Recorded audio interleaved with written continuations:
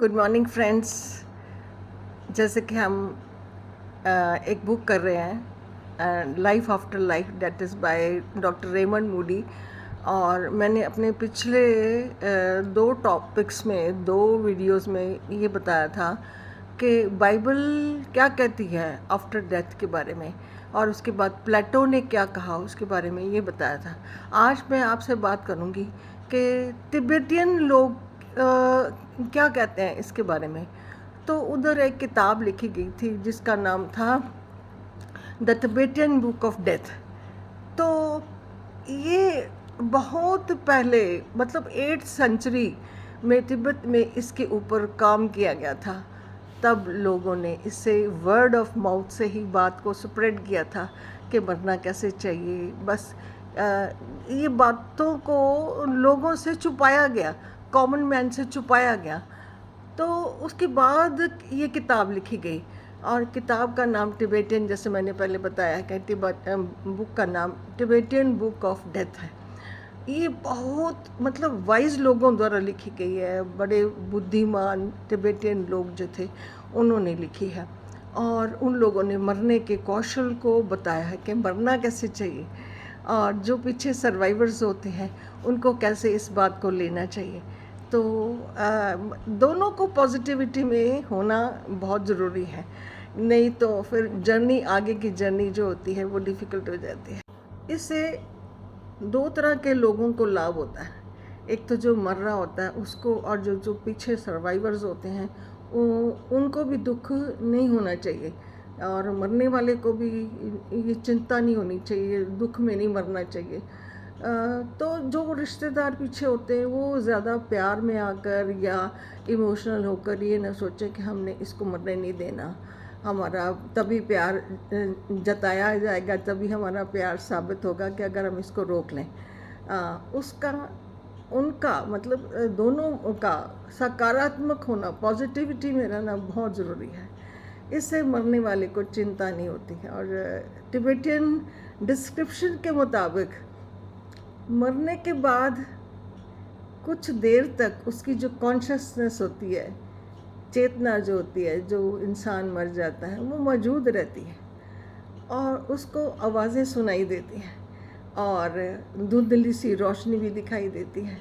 पता चलता है उस वक्त वो भौचक्का सा हो जाता है, हैरान हो जाता है, और जो पीछे लोग रो रहे होते हैं उनसे वो बात करना चाहता है, उनको आवाज़ें लगाता है, बुलाता है, पर उनको सुनता ही नहीं है, तो वो रिस्पॉन्ड नहीं करते।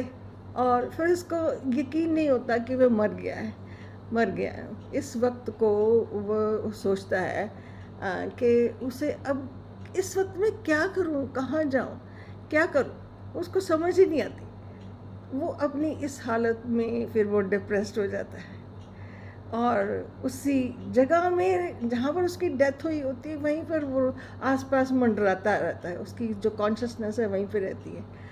तो उसकी उस वक़्त वो देखता है कि एक और बड़ी अजीब सी बात होती है कि वो, तो मज़ेदार बात ये होती है कि जब इंसान मर जाता है, मरने के बाद जो उसकी कॉन्शियसनेस होती है, वो रिश्तेदारों से जब बात करता है तब वो उसको रिस्पॉन्ड नहीं करते, लेकिन वो किसी भी दरवाजे से, किसी भी दीवार से, या किसी चट्टान से, या किसी पहाड़ से आराम से निकल कर जा रहा होता है, उसको कोई प्रॉब्लम नहीं आती।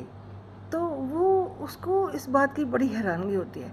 और इसके अलावा बड़ी इंटरेस्टिंग बात इसमें रेमंड मूडी ने बताई है कि तिबेटियन बुक में ये भी लिखा गया है कि जो लोग अपने जीवन में हैंडीकैप रहते हैं, जिनकी टांग नहीं होती, बाजू नहीं होती, कोई अंग नहीं होता, बाय चांस वो बाय बर्थ हो या जीवन में ऐसा चला गया हो, तो मरने के बाद वो देखते हैं कि उनके अंग जो होते हैं वो सारे कायम होते हैं।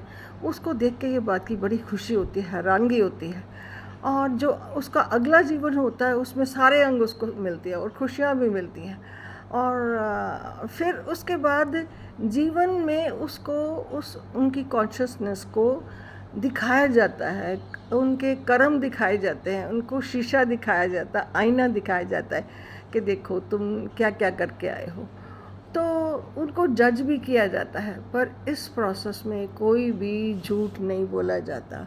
किसी तरह की भी जजमेंट जो होती है उसमें ना बोलने वाला जो मरा होता है वो झूठ बोलता है, और ना जो जज करने वाले होते हैं वो उनको परेशान करते हैं। सिर्फ दिखाया जाता है, आईना दिखाया जाता है। तो दोस्तों, आपको मेरी आज की वीडियो कैसी लगी, मुझे प्लीज़ फीडबैक दीजिए। आप मुझे फीडबैक देते हो तो मुझे हौसला मिलता है, इंस्पिरेशन मिलती है, मैं और बेहतर करती हूँ आगे से। और please go to my YouTube channel Nirmal Mehta, और वहाँ पर जाकर मेरी वीडियोस को लाइक करें और सब्सक्राइब करें, और मेरे फेसबुक पेज को, दैट इज़ ज़फ़र इनसाइट, उस पर विज़िट करें और उसको फॉलो करें। Thank you, thank you, thank you.